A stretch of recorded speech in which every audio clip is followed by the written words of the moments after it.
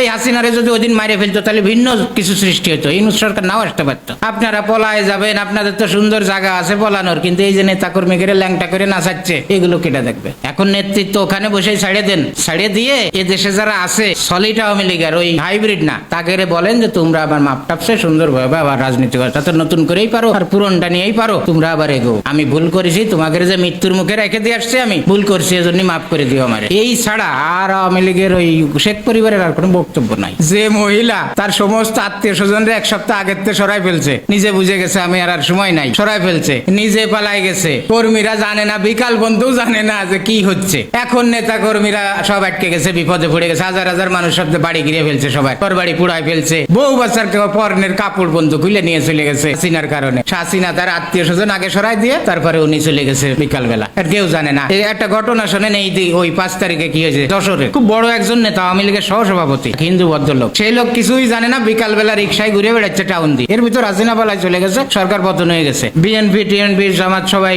আওয়ামী লীগ বিরোধী সবাই মাঠে নেমে গেছে মিছিল করতে। এর ভিতর উনারে দেখা যায় রিক্সায় যাচ্ছে, তো ওই লোকটারে করলো কি, আওয়ামী লীগের বড় নেতা, তারে ধরছে রিক্সাতে, ধরে তার পুরো প্যান্ট শার্ট